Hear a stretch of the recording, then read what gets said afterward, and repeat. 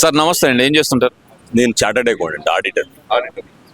Okay sir, ఇప్పుడు కూటమి ప్రభుత్వం అధికారంలోకి వచ్చింది. అధికారంలోకి వచ్చి దాదాపు 21 నెలలు, ఈ మంత్తో కలిపి 21 మంత్స్ అవుతుంది. ఈ 21 మంత్స్ లో అది రాష్ట్రంలో ఎలాంటి డెవలప్మెంట్ లేదు, అభివృద్ధి లేదు, సంక్షేమం లేదనే మాట అంటున్నారు కదా, అందులో నిజాలు ఎంతవరకు ఉన్నాయి అనుకోవచ్చు అంటారు? గతంలో ఉన్న సంక్షేమ పథకాలు ఏవి ఆగినట్టు ఎక్కడా లేదు. కొత్త కొత్త స్కీమ్స్ పెట్టారు కానీ తగ్గించింది ఎక్కడా లేదు. కాకపోతే గవర్నమెంట్ కూడా ఏంటంటే పేదలకి నిజమైన పేదలకి అందాలనేదే నా కోరిక. ఏవైతే అవసరం లేని వాళ్ళకు కూడా పథకాలు అందుతున్నాయి అనేది నా ఆలోచన. చూస్తున్నాం ప్రజల్లో కూడా. అవి ఫిల్టర్ చేయగలిగితే రాష్ట్రం కూడా చాలా అభివృద్ధి పొందుతుంది, ప్రజాధనం మిస్యూజ్ అవ్వకుండా ఉంటుందని నా అభిప్రాయం. అంటే ఇక్కడ అభివృద్ధి లేదంటున్నారు. పర్టికులర్ గా చూస్తే కనుక అభివృద్ధి లేకుండా పోయింది రాష్ట్రంలో అంటున్నారు కదా. ప్రధానంగా అసలు అభివృద్ధి రంగం అనేది పూర్తిగా కుంటుపడింది అనుకోవచ్చు అంటారా? డెవలప్మెంట్ అనేది కంప్లీట్ గా అలా అనేం లేదు. కొత్త కొత్త పరిశ్రమలు వస్తూనే ఉన్నాయి. అభివృద్ధి అనేది కంటిన్యూస్ ప్రాసెస్, ఒక రోజులో జరిగేది కాదు. ఓవర్ ఎ పీరియడ్, ఒక 4 ఏళ్ళు, 5 ఏళ్ళు, 10 ఏళ్ళు, 20 ఏళ్లలో పెరిగేది. కానీ ఇవాళ గవర్నమెంట్ ఫామ్ కానీ 2 ఏళ్ళు, 1 ఇయర్లో ఏమీ జరగదు. మన గతంలో పురాణాలు చెప్పినట్టుగా వస్తాయి, ఒక ఓవర్ నైట్ జరగడం అనేది జరగదు. అది ఒక 5-10 ఏళ్ళ లాంగ్ ప్రాసెస్ లోనే అభివృద్ధి కనపడుతుంది మనకి ఏదైనా సరే. అంటే ఇక్కడ ప్రధానంగా చూసుకుంటే కనుక ఈ కూటమి ప్రభుత్వం అధికారంలోకి వచ్చిన తర్వాత రాష్ట్రం అప్పులు గొప్పగా మారిపోయిందని చెప్పి జగన్మోహన్ రెడ్డి గారు చెప్తున్నారు. మరీ ముఖ్యంగా చూస్తే కనుక చంద్రబాబు నాయుడు గారు అసలు ఎలాంటి లెక్క లేకుండా అప్పులు చేస్తున్నారు రాష్ట్రంలో అని చెప్పి అనే మాట అయితే అంటున్నారు కదా, దాన్ని ఎలా చూడాలంటే? ఈ అప్పులు చేయడం అనేది మనకు గవర్నమెంట్కి తప్పని పరిస్థితి. గతంలో చేసిన అప్పులు కానీ ఏదైనా కానీ మీద ఏ వడ్డీలు కానీ ఈ ప్రభుత్వానికి గత ప్రభుత్వంలో చేసినవి కానీ అంతకుముందు ప్రభుత్వాలు చేసిన అప్పులు కానీ వడ్డీ అనేది తినేస్తుంది మనకి ఎప్పుడైనా సరే గవర్నమెంట్. మనకి ఈ ట్యాక్సెస్ అనేది ఎవ్రీ ఇయర్ 5%, 4%, 10% మ్యాక్సిమం పెరుగుతుంది.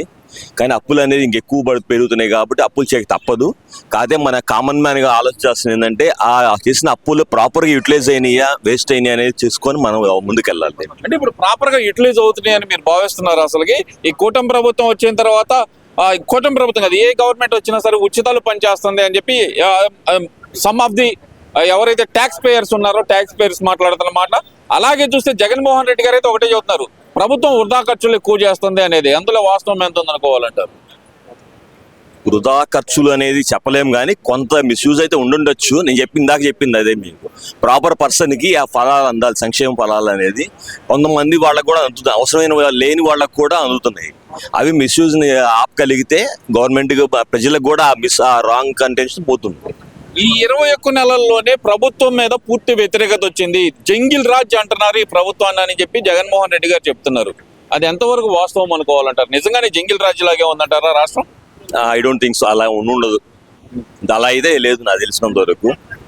ట్యాక్సెస్ పెరుగుతాయనే ఉన్నాయి, కాకపోతే కొంత ట్యాక్స్ టెర్రరిజం ఉన్నది అని అంటున్నారు. కానీ ట్యాక్స్ పరంగా కాదు, నోరు తెరిచి ప్రశ్నించే వాళ్ళని అనగదొక్కుతున్నారు అనే మాట అయితే అంటున్నారు కదా. మరి నేను ఎక్కడ వినలేదు, అలాంటివి ఎక్కడ చూడలేదు కూడా. మరి ఇప్పుడు మరీ ముఖ్యంగా చూస్తానికి కూటమి ప్రభుత్వం అధికారంలోకి వచ్చిన తర్వాత ఇటు అంబటి రాంబాబు గారిని కానీ, చెవిరెడ్డి భాస్కర్ రెడ్డి గారిని కానీ, లేదంటే కనుక వల్లభనేని వంశీ, ఇలా some of the people, Jogi Ramesh పేరునని వీళ్ళందరి మీద కేసులు పెట్టి వేధిస్తున్నారు, ప్రశ్నించే గొంతుకు లేకుండా చేస్తున్నారు.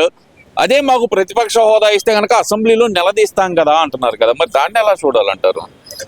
ప్రతిపక్ష హోదా ఇవన్నీ కూడా రాజ్యాంగం ప్రకారం పోతారు కానీ మనిషి వ్యక్తిగతంగా ఎవరు ఇవ్వరు. అది రాజ్యాంగం ప్రకారం అది స్పీకర్ డిసైడ్ చేస్తాడా లేదా కోర్టులు. వాళ్ళు నిజంగా ప్రతిపక్ష హోదా ఇవ్వాలనుకుంటే కనుక కోర్టే ఇచ్చేది కదా, కోర్టుకు అప్రోచ్ అయ్యేవాళ్ళు కదా. అవకాశం లేకపోతేనే కోర్టుకు వెళ్ళలేదేమో అని నా ఉద్దేశం. అంటే ఇప్పుడు వాళ్ళు అంటుంది ఏంటంటే ప్రశ్నిస్తా మమ్మల్ని చూసి భయపడుతున్నారు కాబట్టి వాళ్ళు మాకు అవకాశం ఇవ్వట్లేదు అంటున్నారు. అసెంబ్లీలో మాట్లాడచ్చు, హోదా ఉంటేనే మాట్లాడాల్సిన అవసరం లేదు కదా. గతంలో సెంట్రల్ గవర్నమెంట్ లో కూడా 2014లో ప్రతిపక్ష హోదా లేదు, అలాని ప్రశ్నించడం ఆపలేదు ప్రతిపక్షం అనేది. సేమ్ ఎక్కడైనా అదే రూల్ అప్లై అవుతుంది. అదే విధంగా మనం చేయాలనుకుంటే ఎలా అయినా చేయొచ్చు. అంటే నేను బయట ప్రెస్ మీట్ పెట్టి అడిగిన దానికి అసెంబ్లీ వేదిక సమాధానం చెప్పలేకపోతుంది కూటమి ప్రభుత్వం అని చెప్పి జగన్మోహన్ రెడ్డి గారు అంటున్నారండి. మరి అంటే రాజకీయంగా మనం మాట్లాడక్కర్లేదు కానీ ఏదైనా రైట్ ఉంటే మాట్లాడచ్చు, అసెంబ్లీలోనే ఆ క్వశ్చన్ చేయొచ్చు దాని. కానీ నా ఉద్దేశం హోదా ఉంటేనే ప్రశ్నించాలి అనేది కాదని నా ఉద్దేశం. అంటే ఇక్కడ ప్రధానంగా చూస్తే ఈ కూటమి ప్రభుత్వం మీద ప్రజలందరూ విసిగిపోయారు, నన్నే ముఖ్యమంత్రిగా కోరుకుంటున్నారు అనేది జగన్మోహన్ రెడ్డి గారు రైట్ రాయల్ గా ఎక్కడైనా సరే అదే చెప్తున్నారు మాట. అది వాస్తవమే అనుకోవచ్చు అంటారా? ఈ 21 నెలల్లోనే ప్రభుత్వం మీద అంత వ్యతిరేకత ఉందంటారా? అంటే అది ఉద్యోగ పరంగా కానీ, లేదంటే కనుక అభివృద్ధి పరంగా కానీ, సంక్షేమ పరంగా కానీ, వీటిలో దేంట్లో అయినా సరే వెనకడుగులో ఉందనుకోవచ్చు అంటారా ప్రభుత్వం? అలాంటిదే లేదనుకుంటున్నాను నేనైతే.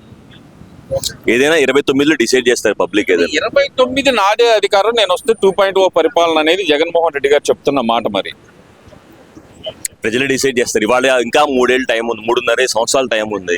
ఏదైనా జరగచ్చు. గతంలో కూడా జగన్మోహన్ రెడ్డి గారు గెలుస్తారు అనుకున్నారు, చివరి 6 నెలలు మారిపోయింది. ఇప్పుడు ఏమైనా మారచ్చని తెలియదు మన చేతులు. ఏదైనా జరగచ్చు అంటారు. Okay sir, thank you. మనం ప్రజాస్వామ్యంలో ఉన్నాం కాబట్టి ఎనీథింగ్ కెన్ బి హ్యాపెన్ అంతే.